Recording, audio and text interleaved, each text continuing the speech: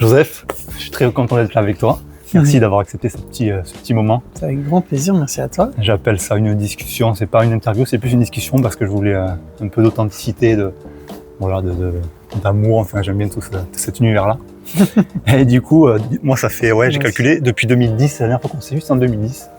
Alors, ça remonte, ça fait quand même 15 ans. Ouais. C'était pour un concert de ton frère, ça remonte énormément. Pour Mister Mister. Exactement. Ouais. Et du coup, ça remonte un peu. Je suis vraiment touché d'être là aujourd'hui avec toi. Bah, moi aussi, je suis très content. Et toi, Joseph, aujourd'hui, comment tu vas? Comment ça va? Bah écoute, franchement, je vais bien. Je me sens très très chanceux. Très chanceux parce que je fais un métier que j'aime. J'ai plein de projets passionnants. À la fois en tant que auteur, compositeur, interprète, pour mes albums, ma musique. Je travaille aussi en studio avec d'autres artistes. Ça me permet d'explorer à la fois la dimension son, technique pour mes albums, pour d'autres artistes aussi, de jouer plein d'instruments, les concerts, les albums. Et puis voilà, je me sens plutôt en harmonie, même super en harmonie avec les gens, avec ma famille, les gens que j'aime, mes enfants. Ouais. Donc voilà, il y a le défi de la vie, du quotidien, où forcément il y a toujours, c'est toujours vivant et du travail, mais non, je me sens extrêmement chanceux et voilà, je vais bien. Bon, ça c'est une bonne nouvelle déjà. Je voulais savoir comment tu pourrais décrire ton univers, comment toi tu le vois. Parce que c'est toujours, c'est pas pour mettre dans des cases, mais c'est vrai que ouais, non, mais c'est c'est vrai bien que d'avoir la vision de l'artiste. Comment toi quel est ton univers à toi? Bah, c'est vrai qu'en fait c'est marrant que tu poses cette question parce que bon, c'est vrai que c'est toujours difficile de se définir, mais aussi au-delà de ça, c'est marrant parce que parfois entre ce que tu vas faire et ce que t'aimes, ce que t'écoutes, il peut y avoir aussi des différences et trouver le bon point de convergence entre justement vraiment son identité, être bien à cet endroit-là. Et moi je dirais que si je devais définir mon univers, c'est que moi je suis quand même très attiré par des gens comme Radiohead, forcément, j'en ai souvent parlé quand on me posait cette question-là, James Blake, des gens comme ça qui sont finalement des gens qui font une musique assez radicale, assez pointue, et pourtant la musique elle est assez chaleureuse, et je pense que c'est un mélange justement de ce côté un peu presque l'héritage humaniste de ma grand-mère, et puis ce côté d'avoir envie d'aller vers l'autre, et je pense que je fais profondément une musique qui va vers l'autre. Enfin, et en même temps, je suis passionné par ces créateurs hyper qui cherchent, même les Brian Eno, ou je ne sais quoi, ou les Rick Rubin. Enfin, de toute façon, il y en a tellement. Donc voilà, pour moi, il y a vraiment cette dimension-là. Donc ça, c'est peut-être aussi pour ça que j'adore le studio et toutes ces choses-là. Et puis, il y a aussi le côté, tu vois, les Ray Charles, les Nina Simone, les gens qui sont qui te touchent, quoi, qui te touchent juste en jouant, en performant le truc. Et c'est vrai que je sens qu'il y a une grande résonance aussi. Donc en tout cas, voilà, ce qui me fait vibrer, c'est tout ça. Après, moi, ce que j'en fais, ce que j'arrive à en faire. Après, si on parle de style, il y a peut-être il y a de la folk, il y a du rock, c'est des chansons, il y a un peu le côté électronique. Pas une case bien précise. Un peu plutôt, le côté pop, ce qui veut tout et rien dire. J'adore les Beatles, mais les Beatles, c'est déjà plein de choses différentes aussi. Voilà. Hybride aussi, finalement. Oui, c'est clair. Comment tu gères ce stress? Est-ce que c'est le même stress? Ou alors, toi, tu y vas parce que c'est ton truc, c'est toi, quoi. Il n'y a pas de stress à avoir. Bah, en tout cas, c'est sûr que je me dis pas, je suis Joseph Chédy, je monte sur scène, ça me fout le stress. Non. Ouais. Non, il y aura toujours des gens pour être dans la comparaison et dans le jugement, malheureusement, parce que les gens ils se rendent pas compte, ils jugent ce qu'ils ne savent pas, et je pense qu'être dans le jugement c'est déjà profondément un mal-être. Donc moi j'essaye de pas être là-dedans. C'est pas facile pour personne, je pense. Chacun a ses forces, ses faiblesses, il y a des facilités, il y a des contraintes. C'est sûr que c'est un nom qui est à la fois merveilleux à porter parce que j'ai une famille de gens que j'aime, talentueuse, et ça m'a appris plein de choses. Et effectivement, ça donne peut-être, accès à certaines choses.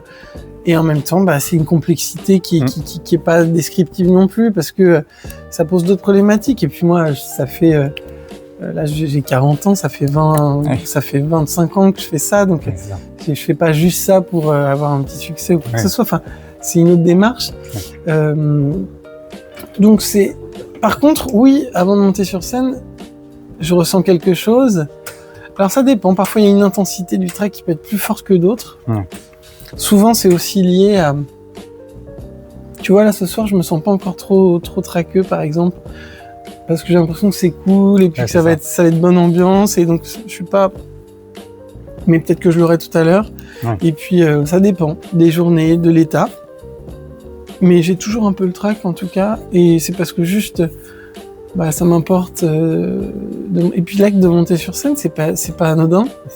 D'être devant les gens, de chanter, de machin, c'est quand même quelque chose. Donc oui, forcément, il y a un petit côté un peu à la fois génial, parce qu'à un moment tu te mets à lâcher prise et puis tu fais le truc, et en même temps, voilà, un peu spécial aussi.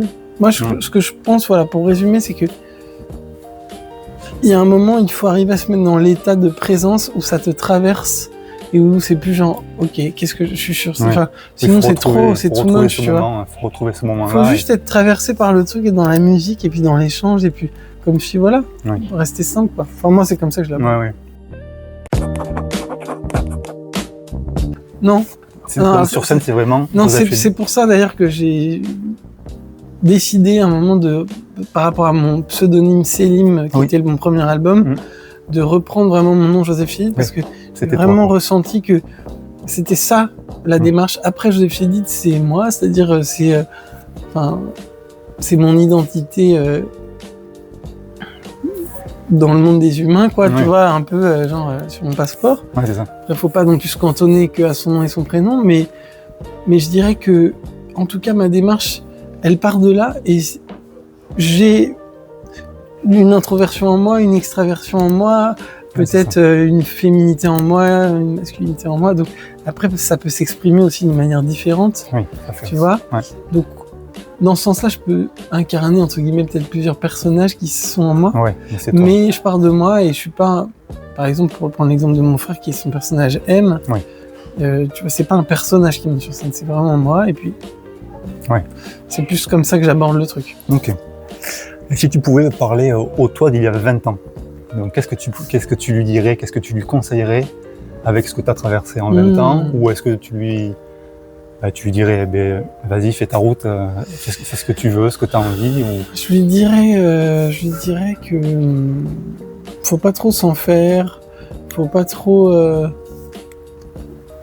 se polariser sur l'extérieur, sur ce que les gens pensent de toi.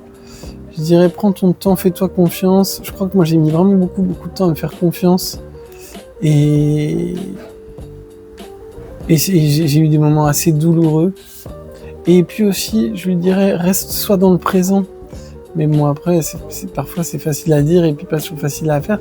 Mais il faut avoir un petit peu de vécu pour pouvoir... Après, il y a des gens qui sont plus doués que d'autres pour ça, mais c'est vrai qu'aujourd'hui, à la fois, j'ai toujours autant de rêves, mais je les vis beaucoup plus au présent. Et je suis moins dans genre l'objectif de « Ah tiens, j'ai envie de faire ci, tiens, j'aimerais trop faire ça ». Puis à un moment, tu passes tes focus là-dessus et puis t'en oublies juste d'être là. Et puis en fait, de vivre chaque petite étape, c'est tellement plus important. Et puis c'est tellement... Si t'attends toujours quelque chose, t'es toujours dans l'attente. Faut pas être dans l'attente. J'ai eu aussi pas mal de gens qui me comparaient, machin. Donc j'étais genre « Oh là, qui je suis là-dedans ?» C'est pour ça que tu vois, vraiment, j'ai vraiment besoin de... truc d'identité, de dire attends, c'est moi, je fais mon truc, j'y vais à mon rythme et puis je me construis et là ça devient beaucoup plus sain et beaucoup plus agréable, quoi. Oui, je comprends tout à fait. Il y a quelque chose qui revient souvent chez toi, il y a beaucoup de dessins. Alors, je sais pas si je vois que souvent, je me rappelle même sur certains photographes de l'époque, là, tu mettais toujours des petits dessins. Et là, tu vois, si tu es d'accord, si tu devais décrire ta journée, enfin aujourd'hui, bon, elle vient de commencer à peine, enfin, pas pour toi parce que ça fait longtemps que tu es debout, mais voilà, si tu devais décrire ta journée d'aujourd'hui, ton émotion. Mon émotion, j'allais dire, en dessin. Par contre, c'est très simple, c'est pas, c'est juste voir qu'est-ce qui te traverse. Un dessin qui symboliserait mon émotion. Moi, souvent, je fais des petits personnages, tu sais, des petits visages, des petits trucs. Ouais. J'ai pas forcément... J'aime ça me détend, j'aime vraiment ça, mais j'ai peut-être pas le temps nécessaire, mais du coup, là, j'aurais envie de te faire un truc que je ne fais jamais, parce que tu me demandes aussi de dessiner un truc que je ne dessine pas, c'est-à-dire mon émotion du moment. C'est ça. Et mon émotion du moment, je sais pas pourquoi je vois un truc comme ça, je peux pas t'expliquer pourquoi. C'est ça qui est bien.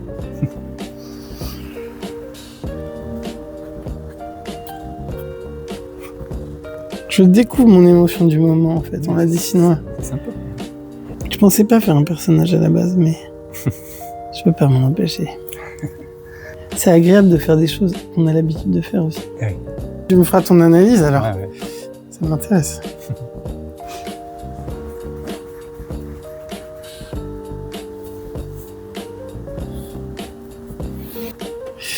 Mais ouais, on n'est pas sur du Miyazaki.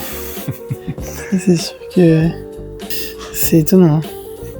Voilà. Écoute. Ok. Alors c'est quoi ton interprétation là? Moi, je vois la sensation d'avoir la tête sur les épaules de ce personnage. Il est bien dans ses épaules, je trouve. Alors au début, quand tu dessinais au niveau du visage, je voyais un peu un soleil en fait. Ça a commencé comme ça. Au début, c'était ça, ouais. Et après, t'es parti sur les chiffres aussi. Je trouve ça original. Je l'interprète pas, mais il y a quand même la petite note de musique, le petit cœur.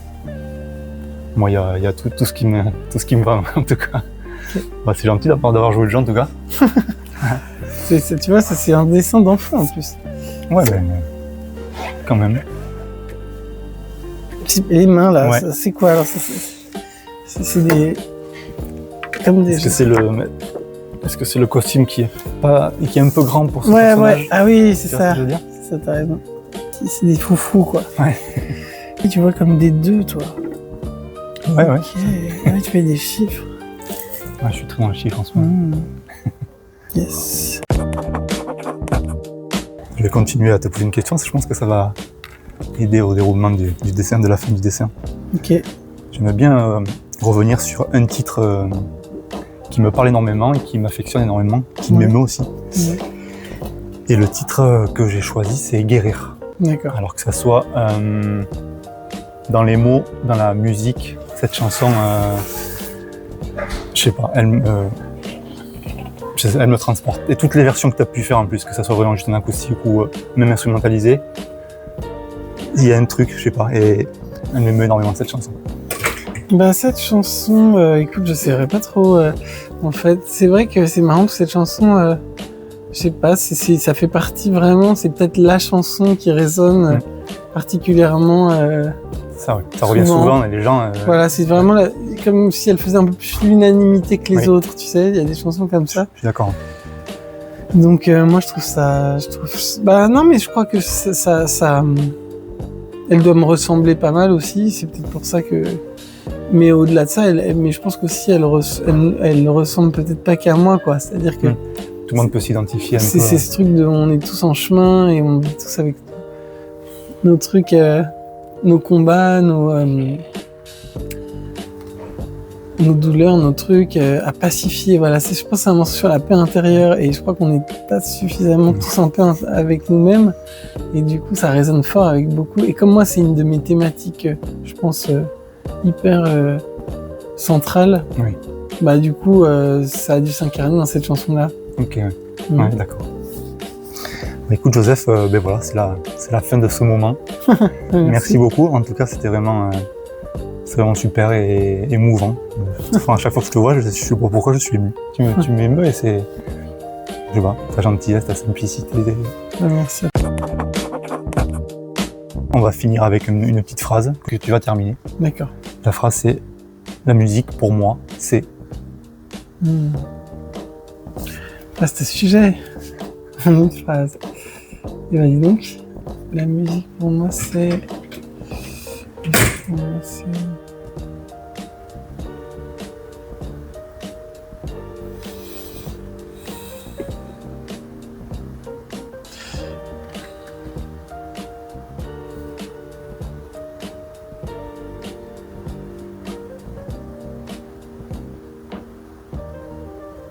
Je dirais, d'une certaine manière, c'est le chemin. Tu vois, c'est le chemin peut-être. Alors c'est peut-être un peu vaste, mais si je devais un peu développer, je pense que c'est un bon guide. Tu vois, c'est un bon guide pour l'humanité, je crois. D'accord. Si voilà, une musique spirituelle, une musique parce que finalement ça se ressent, tu vois. C'est un truc que tu vibres et que tu n'intellectualises pas forcément. Et je crois que c'est aussi dans la vibration et dans le ressenti et dans les bonnes ondes aussi qu'on peut transcender un peu les défis de notre siècle, quoi. C'est parfait. Magnifique. Merci beaucoup, Joseph. Merci à toi. Et puis, on va voir pour ce concert un peu plus tard. Ouais. Merci beaucoup. On se dit à bientôt. Je crois que tu joues le 10 juin à Paris. Là, ton prochain concert. Ah oui, je fais un concert en acoustique, en solo. Ouais. Donc écoute, on pourra voir encore du Joseph Chédid à Paris cette fois-ci. Yes. Merci beaucoup. Merci à toi. À très vite. Ciao.